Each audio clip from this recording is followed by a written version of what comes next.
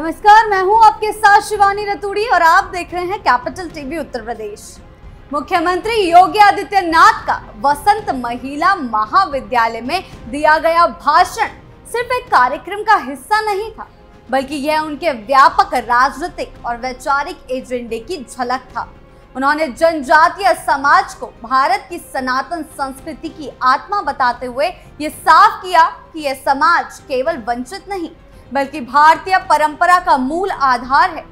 योगी ने इतिहास के उदाहरण देकर बताया कि भगवान राम से लेकर शिवाजी और महाराणा प्रताप तक हर संघर्ष में जनजातीय समाज साथ रहा है। उन्होंने अपने भाषण में यह भी कहा कि जातीय विभाजन फैलाने वालों को आड़े हाथों लेते हुए कहा है कि अब राजनीति वोटों से आगे जाकर सूचना युद्ध बन चुकी है, जिसमें अफवाहों और सोशल मीडिया के जरिए समाज को गुमराह किया जा रहा है। इस मामले में योगी ने एक्शन भी लिया है। क्या कुछ चल रहा है यूपी में, आइए जानते हैं विस्तार से।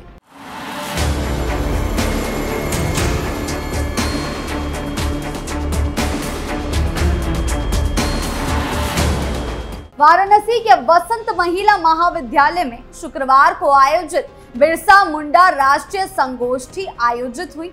इस दौरान उत्तर प्रदेश के मुख्यमंत्री योगी आदित्यनाथ ने उसे संबोधित करते हुए जनजातीय समाज के ऐतिहासिक योगदान, सनातन संस्कृति में उसकी भूमिका और वर्तमान समय में समाज को बांटने वाली ताकतों के विरुद्ध एक बेहद सशक्त और स्पष्ट वैचारिक रुख सामने रखा है।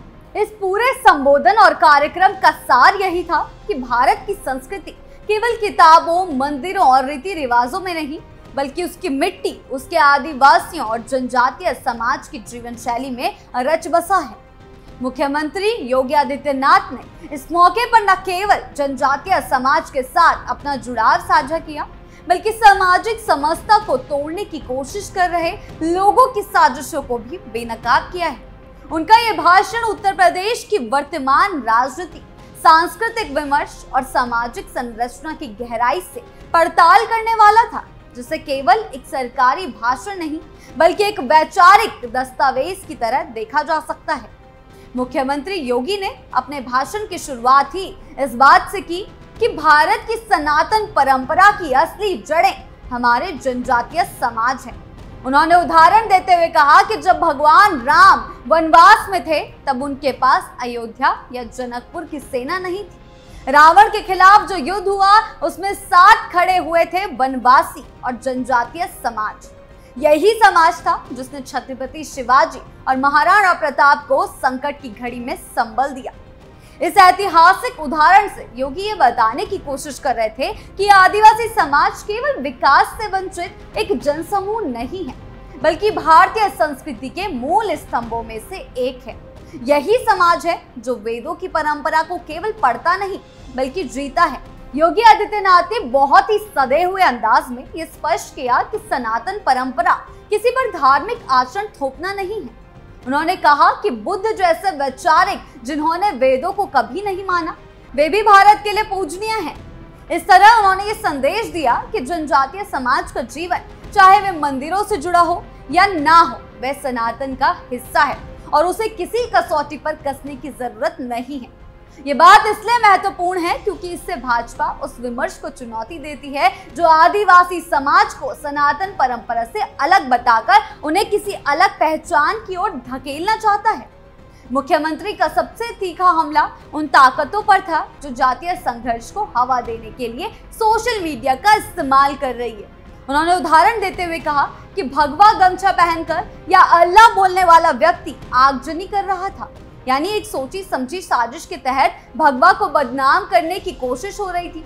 यह उदाहरण ये बताने के लिए काफी है कि उत्तर प्रदेश की राजनीति अब केवल वोटों के समीकरण तक सीमित नहीं रही, बल्कि वह अब सूचना युद्ध में तब्दील हो चुकी है, जहां असली और नकली के बीच की लकीर को धुंधला कर समाज में भ्रम और टकराव पैदा किया जा रहा है।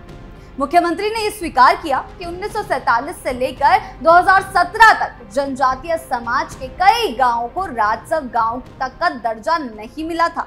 ना वहां राशन था, ना बिजली, ना स्कूल और ना ही स्वास्थ्य सेवाएं।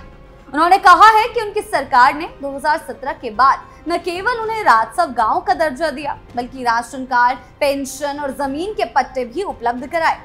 ये बदलाव सिर्फ प्रशासनिक नहीं है, बल्कि राजनीतिक है। इससे भाजपा ये संदेश दे रही है कि वे केवल हिंदू मुस्लिम विमर्श की पार्टी नहीं है, बल्कि देश के मूल समाज यानी जनजातीय समाज की भी सच्ची हितैषी है। और यही वह तबका है जो कई दशकों से विकास की मुख्य धारा से कट गया था। बिरसा मुंडा को राष्ट्रीय आंदोलन का उत्प्रेरक बताते हुए योगी ने यह संकेत दिया कि भारत की आजादी केवल 1857 या 1947 के इर्द गिर्द नहीं है, बल्कि सदियों से चल रही थी और उसमें जनजातीय समाज सबसे आगे था। इसमें भाजपा के वैचारिक नैरेटिव को एक गहरी ऐतिहासिक जड़ मिलती है, जहां राष्ट्रवाद केवल अंग्रेजों के खिलाफ आंदोलन तक सीमित नहीं है, बल्कि एक सतत सांस्कृतिक संघर्ष है। प्रधानमंत्री नरेंद्र मोदी द्वारा 15 नवंबर को जनजातीय गौरव दिवस घोषित करना और राज्य सरकार द्वारा कोल समाज को योजनाओं से जोड़ना उसी वैचारिक दिशा का हिस्सा है, जिसमें जनजातीय समाज को राष्ट्रीय गर्व का स्रोत बताया गया है। उत्तर प्रदेश की राजनीति में लंबे समय से जातीय समीकरणों का बोलबाला रहा है, चाहे वो सपा का यादव मुस्लिम समीकरण हो या बसपा का दलित ब्राह्मण फॉर्मूला। लेकिन भाजपा ने इसके विपरीत एक धर्म आधारित समझता का मॉडल प्रस्तुत किया है, जिसमें जाति नहीं बल्कि हिंदू पहचान को केंद्र में रखा गया है। मुख्यमंत्री का यह कहना है कि कांवड़ यात्रा में न जाति है न मत, इसी समझता मॉडल की झलक है। लेकिन यही मॉडल उन ताकतों को खटकता है जो जाति के नाम पर समाज को बांटकर सत्ता पाते रहे हैं, और इसी कारण वे सोशल मीडिया के माध्यम से फर्जी नैरेटिव गढ़ने की कोशिश कर रहे हैं। मुख्यमंत्री ने वसंत महिला महाविद्यालय में पौधरोपण कर पर्यावरण को संरक्षण का संदेश भी दिया। यह एक प्रतीकात्मक है, लेकिन गहरा संदेश था कि विकास केवल सड़कों और बिजली तक नहीं है, बल्कि शिक्षा, पर्यावरण और संस्कृति से जुड़ा होना चाहिए। महिला महाविद्यालय का चयन और वहां की विरासत को याद करना इस बात का प्रमाण है कि भाजपा सरकार अब सॉफ्ट पावर के जरिए समाज को वैचारिक रूप से तैयार करना चाहती है। मुख्यमंत्री ने पद्मश्री अशोक भगत की सेवा का उल्लेख करते हुए राष्ट्रीय स्वयंसेवक संघ के सेवा कार्यों की प्रशंसा भी की। यह उस संगठनात्मक अनुशासन का हिस्सा है जो भाजपा की जड़ें मजबूत करता है। संघ केवल प्रचार नहीं बल्कि सेवा के जरिए समाज के दुरुस्त हिस्सों में वैचारिक जुड़ाव बनाता है, और अशोक भगत इसका एक जीवंत उदाहरण है। मुख्यमंत्री योगी आदित्यनाथ का ये संबोधन केवल जनजातीय समाज को लेकर चिंता नहीं, बल्कि एक राजनीतिक और वैचारिक पुनर्रचना का संकेत है। ये भारत के मूल समाज को केंद्र में रखकर न केवल सामाजिक समस्या की बात करता है, बल्कि जाति धर्म के आधार पर राजनीति करने वालों के नकली चेहरे भी उजागर करता है।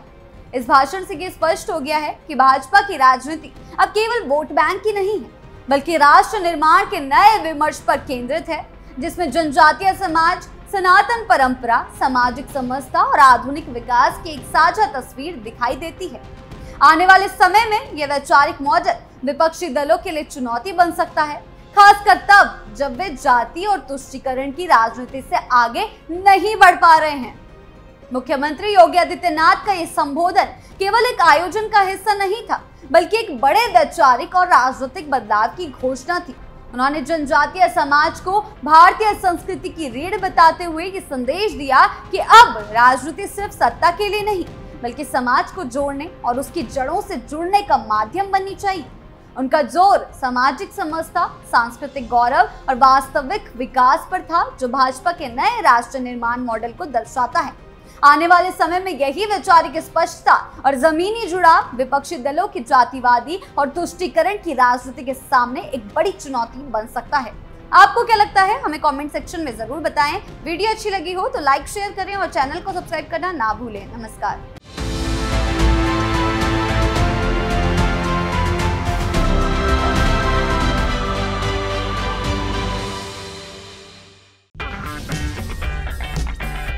अगर आपको हमारा वीडियो पसंद आया हो तो इसे लाइक करें, हमारे चैनल को सब्सक्राइब करें और हाँ, बेल आइकन दबाना ना भूलें ताकि आप तक हमारे वीडियो की नोटिफिकेशन पहुंचती रहे।